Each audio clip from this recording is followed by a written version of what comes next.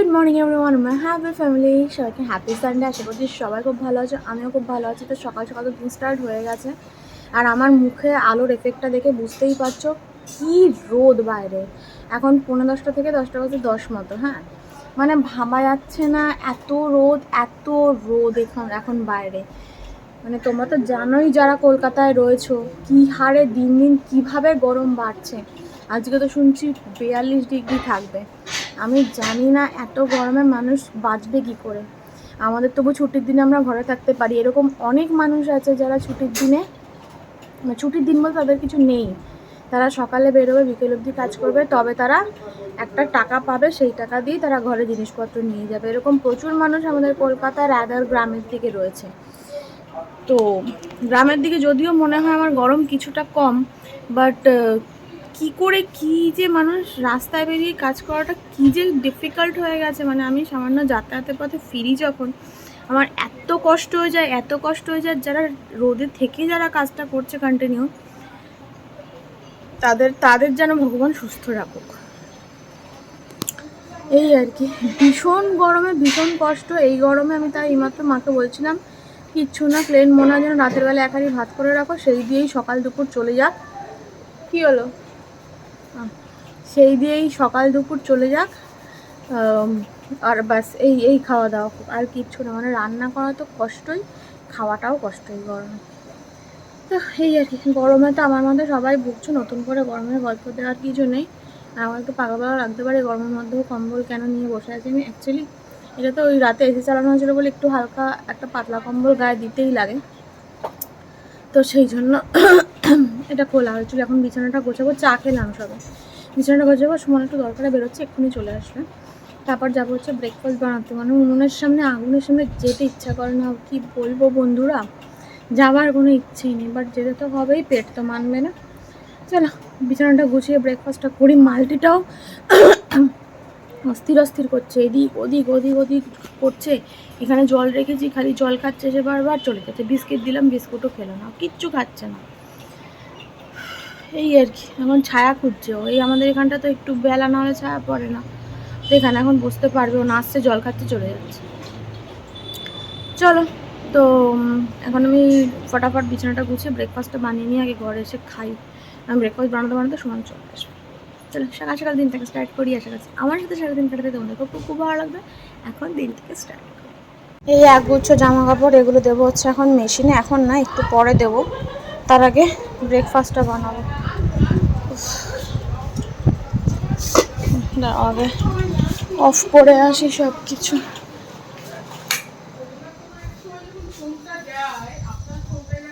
এই বিছানাটা ঝাড়ছি, পরে এসে খালি করে নিই আগে।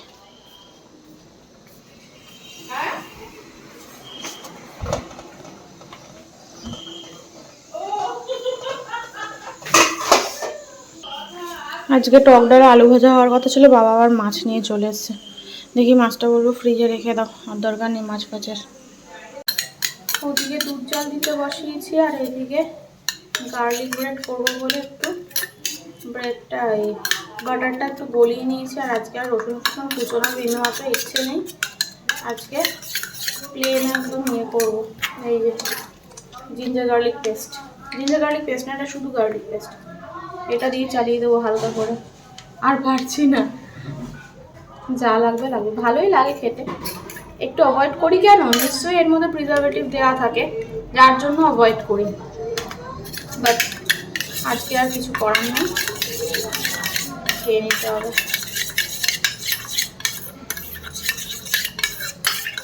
এই ব্রেডগুলো ভীষণ বড় বড় হয়, এটাতে মোটামুটি 2-3টে খেলেই পেট ভরে যায়। স্যান্ডউইচটা খুব ভালো খাই আমি, বাট স্যান্ডউইচ বানানোর তো কোনো ইচ্ছেই নেই এই গরমে। এই যে দেখো কি বড় বড়, 2টো খেলেই পেট ভরে যাবে। এই মা একটু লঙ্কা দেবো ভেবেছিলাম, ঠিক আছে ইয়ে দিয়ে নেবো, গোলমরিচ দিয়ে নেবো, হয়ে যাবে। খুব ইজিলি হয়, খেতেও খুব ভালো লাগে। আর সুমন বললো কলা নেই, কলাটা শেষ হয়ে গেছে। সুমন বললো শুধু শেখে দাও, শুধুই খাবো। ওকে শুধু সেঁকে দেবো, তো বাটার খাবে না। আমাদের একটা মানে আমার জন্য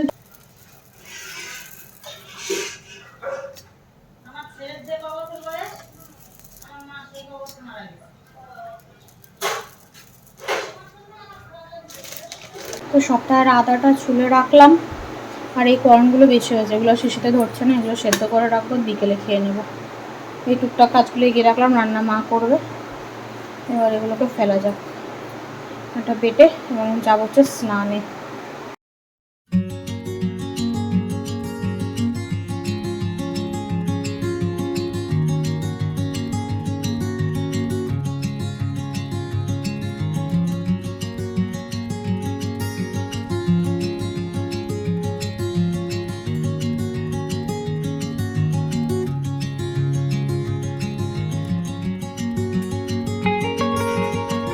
গুড ইভিনিং এভরিওয়ান। ঘুম থেকে উঠে পড়েছি, ঘুম অ্যাজ সেরকম হয়নি সেই অর্থে। ঘুম থেকে উঠেছি বলতে ওই একটু রেস্ট নিলাম আর কি। আর এখন যা গরম লাগছে, মানে আমার মা কালকে বললো কালকে রাত 8টার সময়ও নাকি 39 না 40 ছিল, জানি না, মা বললো আর কি। কী যে গরম লাগছে ভাবার বাইরে। মানে আমরা জানি সূর্য ডুবে গেলে আস্তে আস্তে গরমটা নর্মাল হয়ে যায়, বাট সন্ধ্যের হাওয়াও এখন সাংঘাতিক গরম। এখন অলমোস্ট 5:30 বাজে, আর আমি উঠে জামা কাপড়গুলো ছাদে দিয়ে আসি। এবার রাতে সন্ধ্যের দিকে যদি ঝড় বৃষ্টি হয় তার আগে তাহলে নামিয়ে নিয়ে যেতে পারবো। এখন তো জামা কাপড় চুটকিতে শুকিয়ে যায় 1 ঘন্টা, রোদের তাপও লাগে না, যা গরম হাওয়া। তাই অনেক দিন পর ছাদে আসলাম। আমি যাই তোমাদের সাথে একটু গল্প করি ছাদে এসে বিকেলবেলা। ছাদে আসলে তো তোমাদের আগেও বলেছি এত ভালো লাগে, এত ভালো লাগে, সুন্দর পাখি দেখে। আর এই আম গাছটা না মনে হয় রাখা যাবে না, জানো তো, মানে এত পোকা হচ্ছে আম গাছটাতে, এত পোকা। যে কটা আম হয়েছিল সে কটাও ঝরে ঝরে কী হয়েছে ছাতার মাথা জানি না। বৃষ্টি না হলে কি ফসল ভালো হয় বলো? আর সাংঘাতিক পোকা। আমি কালকে নিচে মালটিকে ওই এই যে চেম্বারটার ওপর মালটি বসে থাকে, যে নিচে এই চেম্বারটার ওপর যে নিচে মালটি বসে থাকে আমার দরজার সামনে, জানালার সামনে। এখানে তো জল দিয়েছি ওকে, সেই জলটা দিতে গেছি, এই ঠিক গাছতলার নিচটা দিয়ে যখন ঘুরে যাচ্ছি আমাকে কয়েকশো পোকা ছেঁকে ধরেছে। কী যে সাংঘাতিক পোকার, কুটুর কুটুর করে কামড়ায়, কী ব্যথা লাগে। আর পুরো একদম চিটে গুড়ের মতো এঁটে থাকে, ছাড়তে চায় না, একদম ঠেসে ধরে থাকে গায়ের সাথে, কিন্তু হাজার চেষ্টা করেও ছাড়াতে পারবে না।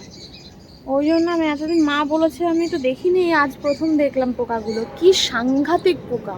আজ না গতকাল, মানে দুর্বাবা কেটে দিক তাও ভালো, কিন্তু কি গাছটার ছায়াটা পড়তো এখানে।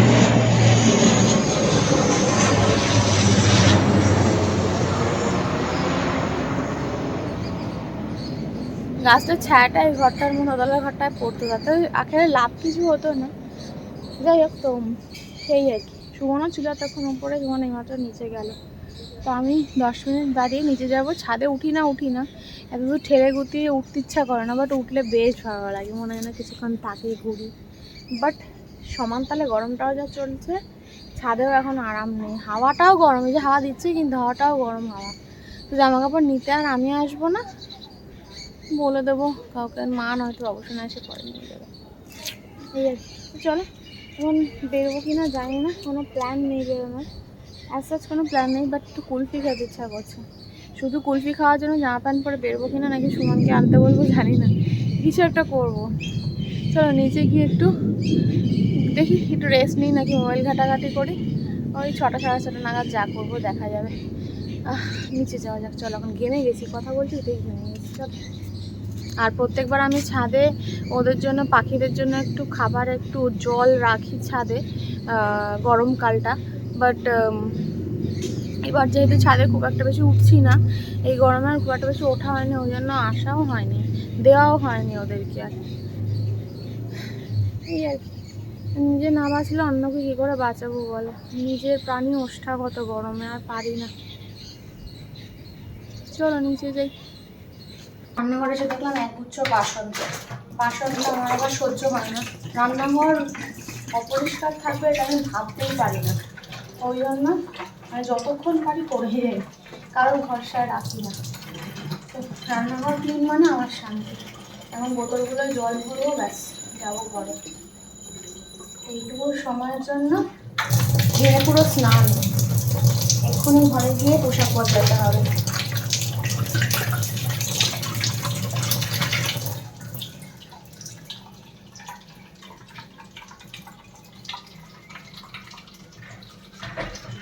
ফ্যান চালিয়েছি তো আমি বসার ঘরের ফ্যানটা দিতে চালা ডাইনিং টেবিলের উপরে ফ্যানটা চালিয়েছি যাতে কাজ হয় না কোনো।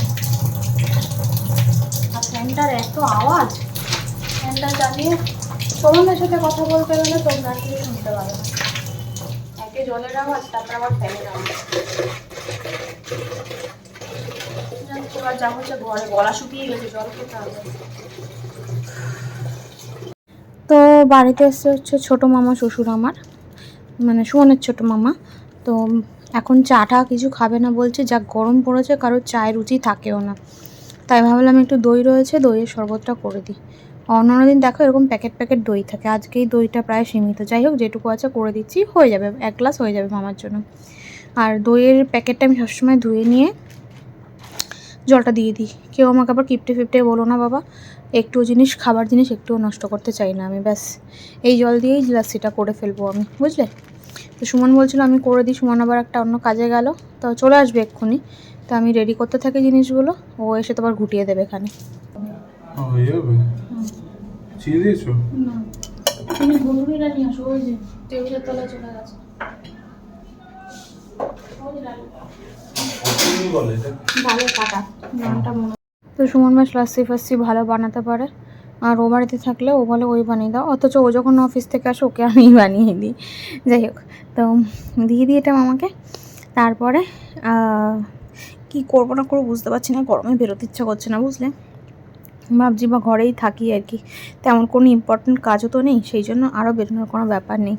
সুমন এখন একটু মাখানা ফ্রাই করে নিয়ে আসলো, ফ্রাই ইন দ্য সেন্স একটু বাটার বা ঘি দিয়ে এটা খেলে বেশি নিউট্রিশিয়াস হয়। তো রোস্ট করে নিলে একটু ভালো হয় এই আর কি, খেতে খুব ভালো হয়। মানে রোস্ট করে খেলে, রোস্ট করেই খেতে বলে, কারণ আমি হোয়াইট মাখানাটা নিয়েছিলাম, সল্টেড বা যে ইয়েটা থাকে চিলি ফ্লেক্স দেওয়া থাকে সেটা নিইনি, হোয়াইটটা নিয়েছিলাম। তো বাটার দিয়ে রোস্ট করে জাস্ট একটু চাট মশলা ছড়িয়ে নিলেই ব্যাস। তো ডিনার এখন আগে কমপ্লিট হয়ে গেছে, বাইরে বেরোবো ভেবেছিলাম বাট বেরোনো হয়নি। আর দু একটা জিনিস কেনার ছিল সেগুলোও কেনা হয়নি, পুরো ঘরে বসে বসে সানডেটা নষ্ট হলো। আর কিছু করার নেই, যাকে যাক। অনেকবার বেরোতে বলেছিলাম, যাত্রার সাথে কথা বলতে আমি পছন্দ করি না, অনেকবার বেরোতে বলেছিলাম। যাত্রার সাথে কথা বলতে পছন্দ করি না।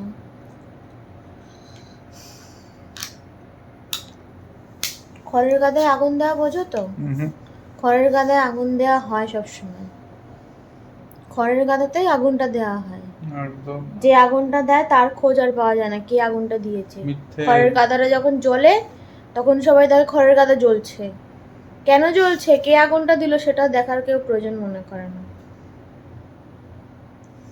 শুধুমাত্র ওর জন্য আজকে বেরোনো হয়নি, শুধুমাত্র ওর জন্য। পুরো ঘরে বসে বোর হলাম, অনেকবার বলেছিলাম ইচ্ছে করে বেরোনি, বেরোবো না তোমার সাথে আমি, কোথাও কোথাও যাবো না তোমার সাথে আমি। যাই হোক, তো এখন বাজে 10টা ছাড়িয়ে গেছে, 10টার সময় ঘুমো ভেবেছিলাম বাট হলো না 10টায় ঘুমোনো। ঠিক আছে এখন ঘুমিয়ে পড়ি চলো, কারণ কি কালকে সকাল সকাল উঠতে হবে, আমার ইনস্টিটিউশনের টাইমিং এগিয়ে গেছে, প্রচণ্ড গরম পড়েছে তো তাই জন্য এগিয়ে গেছে। তো আমাকে এখন তাড়াতাড়ি উঠতে হবে, তাড়াতাড়ি ঘুমোতে হবে, তাড়াতাড়ি উঠতে হবে। কালকে দেখা যাক কতটা তাড়াতাড়ি উঠতে পারি। এখন একদম সকাল সকাল উঠতে পারি না, অনেক চেষ্টা করি সকাল সকাল উঠতেই পারি না, জানি না কালকে কী করবো না করবো। যাই হোক চলো দেখা যাক কী হয় না হয়। আজকের ব্লগটা এখানেই শেষ করছি, কালকে দেখাচ্ছি তোমাদের সাথে একটা হ্যাপি ব্লগ। ও হো, ছাদে তো জামা কাপড় রয়েছে, মাকে একটু নিয়ে আসতে বলো না, মাকে একটু নিয়ে আসতে বলো। নিয়ে এসেছে, এখন কি দেবে? নিয়ে আসতে বলো, তো কি সারা ছায়া থাকবে, শুকিয়ে গেছে তো।